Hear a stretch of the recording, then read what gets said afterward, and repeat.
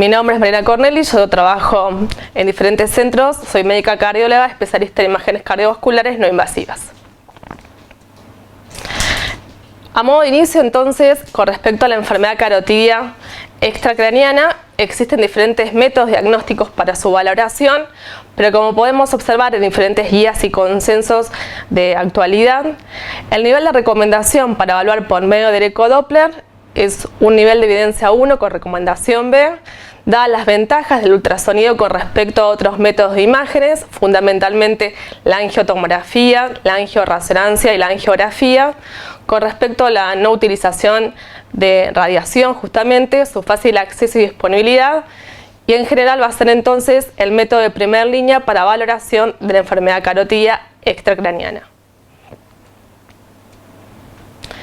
El primer punto que es de importancia es por qué es importante graduar una estenosis carotidia. Teniendo en cuenta que alrededor del 20 al 30% de los accidentes cerebrovasculares son secundarios a enfermedad carotidia, de allí su importancia. Además, teniendo en cuenta la enfermedad carotidia, justamente el grado de estenosis es el principal predictor de un evento cerebrovascular. Existen diferentes trabajos, como podemos observar a la derecha en el trabajo publicado en el año 2007, se evaluó entonces a diferentes grados de estenosis carotidia el riesgo anual de accidente cerebrovascular homolateral. Y como se observa, a medida que progresa el grado de estenosis, aumenta de forma significativa el riesgo anual entonces de ACV. La forma de graduar la estenosis carotidia puede ser desde un punto de vista anatómico, que es en el cual se basa la angiografía fundamentalmente, o si no, desde un punto de vista hemodinámico, como lo vamos a realizar por medio del ecodoppler. Con respecto a la valoración por medios angiográficos, en general se han utilizado dos métodos clásicamente, por un lado el método NASET o el método EST. El método NASET, que es el que vamos a tomar como referencia, dado que tiene mejor correlación con los hallazgos hemodinámicos evaluados por medio del ecodoppler, va a tomar como referencia la relación entre la luz residual a nivel del punto máximo de obstrucción en la carótida interna con respecto al diámetro luminal de la arteria carótida interna normal distal a la estenosis. Entonces, como decíamos, vamos a referirnos en comparación en general con este método de valoración, además de presentar una mejor reproducibilidad con respecto a sus resultados. Con respecto a la valoración de la estenosis carotidia con respecto al ultrasonido, lo que nos va a permitir justamente el ultrasonido es valorar velocidades. Y teniendo en cuenta entonces este gráfico publicado varios años atrás por el Dr. Spencer, vemos la relación que hay entre el diámetro luminal en el eje de las abscisas, el flujo y la velocidad. De derecha a izquierda se puede observar cómo el diámetro luminal va a ir disminuyendo. En general, cuando el diámetro disminuye hasta un 50%, observamos que el flujo se mantiene constante con un ligero incremento de las velocidades ya próximos a una obstrucción del 50%. Sin embargo, a partir de este punto de obstrucción mayor del 50% es cuando vamos a considerar las obstrucciones como hemodinámicamente significativas. ¿Por qué? Porque justamente a partir de esta reducción del diámetro luminal va a ser necesario un aumento de la velocidad para mantener el flujo distal constante. Esto se basa entonces en el principio de la conservación de la masa y como observamos más hacia la izquierda ya del gráfico, cuando las obstrucciones son mayores al 50-60%, el aumento de la velocidad se hace crítico. Y justamente valorando este parámetro por medio del Doppler, podremos estimar el grado de estenosis carotidia. Entonces, por medio del ultrasonido, ¿qué parámetros vamos a evaluar para poder graduar la estenosis carotidia? El primer punto importante es tener en cuenta que cuanta mayor cantidad de parámetros tengamos valorados, va a ser mucho más certeza, o más certera, mejor dicho, el grado de estenosis hallado. Entonces, todas las modalidades del ultrasonido van a brindar información para su valoración. En primer lugar, por medio del eco bidimensional, la caracterización de la placa nos puede dar puntos y nos va a guiar ¿sí? Para ver si existe o no placa en primer lugar y en segundo lugar si la obstrucción nos impresiona menos que sea un poco más del 50%.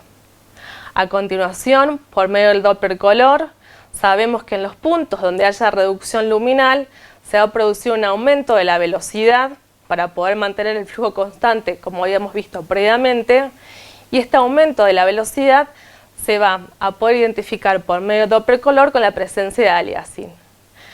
Y por último, a través de la valoración por el ecodoppler, vamos a poder, por un lado, encontrar un ensanchamiento de la onda espectral, y esta onda va a presentar aumento de las velocidades, tanto la velocidad picosistólica como la velocidad fin de diástole, que van a ser entonces los últimos parámetros a tener como referencia para determinar el grado de estenosis.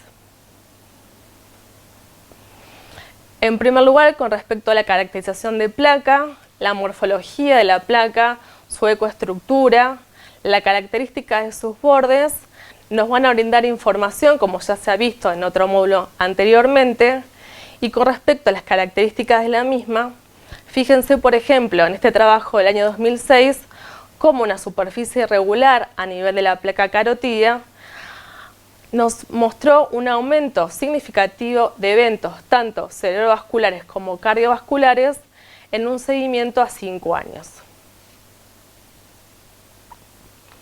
Una vez identificada y caracterizada la placa, por medio del ecodoppler color y pulsado, entonces vamos a definir la repercusión hemodinámica.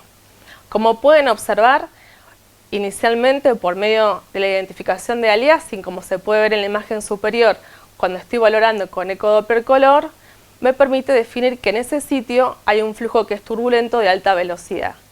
Y un tip técnico importante en esta valoración es siempre utilizar escalas de velocidad o PRF que sean adecuadas para o no generar un falso aliasing o no poder identificarlo por utilizar escalas muy por encima de las velocidades esperadas. En general hablamos de velocidades entre 35 y 45 centímetros por segundo, que son las escalas sugeridas. El otro punto, antes de pasar a la valoración por el ecodoppler pulsado, es ver la dirección de ese aliasing. Fíjense que en este caso vemos una placa protruyente, donde la dirección del flujo no se alinea perfectamente con respecto al vaso. Entonces, cuando queramos valorar la onda espectral, la angulación debe siempre tenerse en cuenta con respecto a la dirección del flujo. Una vez valorada la onda espectral, ¿qué debe llamarnos la atención o qué vamos a valorar? En primer lugar, vemos una onda espectral ensanchada, sucia, secundaria entonces a la presencia del flujo turbulento. Y en la onda espectral lo que vamos a valorar va a ser, por un lado, la velocidad picosistólica y por otro lado la velocidad de fin de diástole. La velocidad picosistólica es de suma importancia ya que está directamente relacionada con la gravedad de la estenosis, mientras que la velocidad de fin de diástole va a ser de mayor utilidad cuando hablamos de estenosis de alto grado para poder diferenciarlas. ¿Dónde tomar la onda espectral? Siempre debemos recorrer la placa en toda su extensión para poder localizar el sitio de mayor estenosis y justamente en ese punto valorarla. Con respecto a la velocidad picosistólica, entonces, existen múltiples trabajos en los cuales se han relacionado esta velocidad con diferentes grados de estenosis. Cuando hablamos de grados de estenosis, siempre se han correlacionado entonces angiográficamente, teniendo en cuenta el método de Nassett, y se puede observar entonces en el gráfico a la derecha, en este trabajo del año 2012, que es un referente para lo que son las guías y recomendaciones de valoración de la estenosis carotidia, cómo a partir de una estenosis del 50% aumenta de forma significativa la velocidad picosistólica. Y de esta forma, valorando esta velocidad, se podrá estimar un grado de obstrucción.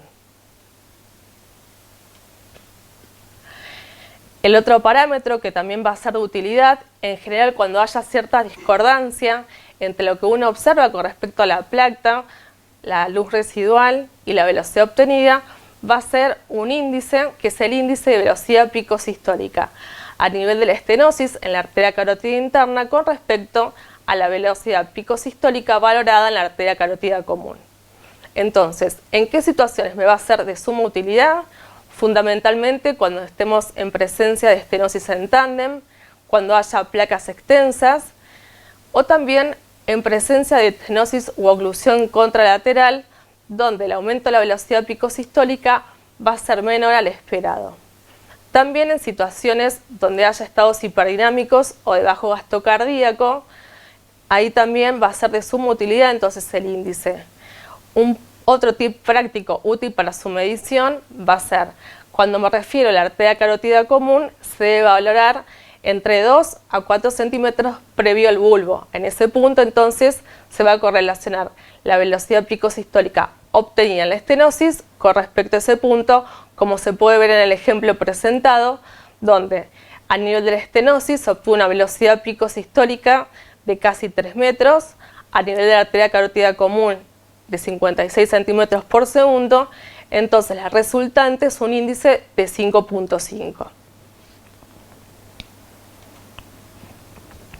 Vimos entonces qué parámetros debemos valorar. A continuación entonces, qué puntos de referencia vamos a tomar según las guías y consensos actuales para poder estratificar la estenosis carotídea que estamos evaluando. Existen muchas guías o recomendaciones, como vimos en el slide anterior. En este caso nos vamos a referir al consenso de estenosis carotídea del año 2006 de la Sociedad Argentina de Cardiología y al consenso de enfermedad vascular periférica del año 2015, donde vamos a notar que el grado de obstrucción carotídea no se va a definir por un punto de corte exacto, sino que utilizamos un estrato, ¿sí? El primer punto a considerar. ¿Por qué? Porque nunca llega a ser exacto la valoración por ultrasonido con respecto a los datos obtenidos por angiografía. ¿Qué estratos vamos a tomar? Tenemos por un lado un estudio que se considera normal. El segundo punto va a ser un estrato donde la obstrucción sea menor al 50%. El tercer grupo, estenosis que van del 50 a menos del 70%. El cuarto grupo, estenosis que son iguales o mayores al 70%. Otro grupo en el cual se incluyen estenosis críticas o preoclusivas. Y por último, la presencia de la oclusión carotídea. Con respecto a este último grupo, hay una clase que va a enfocar con respecto a su valoración, por lo cual nosotros nos vamos a focalizar en los grupos anteriores. Teniendo en cuenta entonces los puntos que hemos visto a lo largo de la exposición, según la velocidad picosistólica, tomando como punto de corte 130 centímetros por segundo, se considera que va a ser normal cuando la velocidad sea menor a 130. No observe placa por medio del modo B, que es el otro parámetro a considerar. La velocidad de fin de diástole va a ser menor a 40 centímetros por segundo y el índice va a ser menor a 2. Estos parámetros definen entonces un grupo como normal. La estenosis se considera menor al 50% cuando la velocidad picosistólica es menor a 130 centímetros por segundo. La placa, por medio de su caracterización a través del eco bidimensional, ocupa menos del 50% de la luz. La velocidad de fin de diástole es menor a 40 centímetros por segundo y el índice es menor a 2. La estenosis se considera del 50 hasta el 70% con velocidades picosistólicas entre 130 a 230 centímetros por segundo. La placa ocupa más del 50%. En general, esta estimación se hace en un corte transversal, un eje corto de la arteria carótida. La velocidad de fin de diástole está entre 40 a 100 centímetros por segundo y el índice nos va a dar un valor entre 2 a 4. La estenosis se considera mayor o igual al 70% cuando la velocidad picosistólica es mayor a 230 centímetros por segundo. La placa ocupa también más del 50%. La velocidad de fin de diástole es mayor a 100 centímetros por segundo y el índice es mayor a 4. Fíjense que teniendo en cuenta estas variables hago la distinción entre el grupo entre 50 y 70 o mayor al 70% de obstrucción carotídea. En el caso de estenosis críticas o preoclusivas, como ya es tan importante el grado de obstrucción, estos parámetros pueden ser muy variables y el principal objetivo del estudio en ese caso va a ser el diagnóstico diferencial con la oclusión, que lo va a definir fundamentalmente la presencia o no de flujo. Las recomendaciones nuevamente se basan en estos parámetros. Sin embargo, en el año 2018 se han publicado recomendaciones europeas donde se sugieren una subclasificación de las estenosis en grupos de al 10%, teniendo en cuenta estos parámetros, y además toman como referencia una velocidad pico sistólica media basado en un trabajo del año 2012 de 1000 pacientes, se toman como referencia diferentes velocidades, también una velocidad pico sistólica postestenótica y la valoración de circulación colateral tanto a nivel del polígono de Willis como de la arteria oftálmica. Considerando estas variables, entonces se proponen nuevos puntos de corte que al día de hoy aún se encuentran en valoración y determinan si tienen utilidad práctica en todos los centros. Con respecto a las recomendaciones de las guías, lo que va a ser importante recalcar es que es importante en un protocolo de trabajo ordenado, organizado, utilizar todos los parámetros, todos los modos del ultrasonido. Otro punto importante es que no se recomienda utilizar el ecodoppler para cuantificar estenosis menores del 50%, es decir, que nuestro informe, que vamos a ver a continuación, no definirá obstrucciones de 20, 25 o 21% para no generar mayor confusión. Y el otro punto es siempre consignar en el informe aquellas dificultades técnicas que hagan que el estudio no sea útil para descartar o confirmar la presencia de una estenosis carotídea, y en esos casos se debe sugerir complementarlo con otra técnica diagnóstica. ¿Cómo se debe informar? Recomendamos entonces utilizar como referencia las recomendaciones para la confección del informe de estudios vasculares publicado en el año 2015 por la Sociedad Argentina de Cardiología. En dicha lectura vamos a encontrar que los informes se van a dividir en 3 secciones. La primera sección, introducción, con datos filiatorios del paciente y del centro donde se lleva a cabo el estudio. Una segunda sección de resultados, y allí, en lo que hace respecto a la enfermedad carotídea, vamos a definir la presencia de placas, su caracterización y localización. Va a ser importante definir si hay tortuosidades quinquinocoil que también pueden llegar a un falso diagnóstico de estenosis por una alta velocidad secundaria a la curvatura y no a la presencia de una placa aterosclerótica. Definir las velocidades halladas, ya que con estas vamos a justificar por último en la conclusión el grado de obstrucción. También reportar dificultades técnicas, ya sea en la parte de resultados o en la última sección correspondiente a las conclusiones, como habíamos definido previamente, por el impacto que pueden tener en la calidad y definición del estudio. ¿Cuáles son los errores más frecuentes que nos pueden llevar a un falso diagnóstico de enfermedad carotídea? En primer punto, siempre va a ser fundamental tener todos los ajustes técnicos adecuados para no generar fundamentalmente un falso aliasing.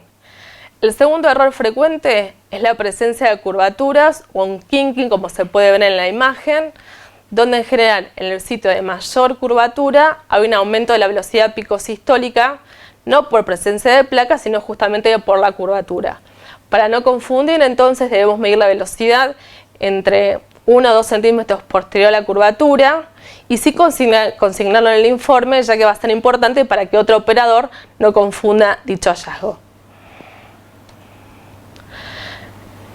El otro tip importante es la angulación. Tengan en cuenta entonces que en presencia de placas protruyentes el flujo no tiene la misma dirección con respecto al vaso, entonces siempre alinearnos, ¿sí?, con un ángulo de 60 o menos grados con respecto a la dirección de flujo. Y existen 2 situaciones que también pueden llevar a confusión, donde van a ser necesarios tener en cuenta otros métodos diagnósticos. En primer lugar, en presencia de placas cálcicas extensas, cuando éstas tengan más de 2 centímetros, por la sombra acústica generada no se puede valorar en ese punto la velocidad picosistólica, entonces esto es una limitante del método y debe sugerirse valorar con angiotomografía o angioresonancia. Con respecto a la presencia de una estenosis o oclusión contralateral, esto genera también alta velocidad en el lado que estamos valorando y nos puede dar un artificio que nos va a llevar a una sospecha de estenosis carotídea cuando esto no sea real. A modo de conclusión, entonces, los criterios a considerar para definir una estenosis carotidia severa son, por un lado, una placa significativamente visible. Como pueden ver en la imagen superior, vemos una placa protruyente, anecoica, que tiene criterios de vulnerabilidad. El segundo punto es la presencia de aliasing, que persiste con escalas de alta velocidad. Fíjense ahí el desfiladero y cómo se genera el aliasing. Y ya en lo que es la onda espectral, vemos un ensanchamiento espectral y una onda sucia, como se puede ver en la imagen inferior.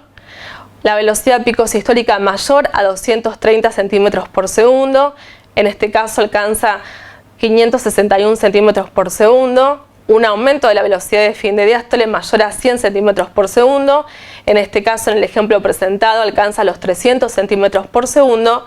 Y por último el ratio mayor a 4, obviamente con estas características como vemos en el ejemplo, vamos a definir en el informe la presencia de una estenosis carotidia significativa mayor del 70%. Muchas gracias por su atención.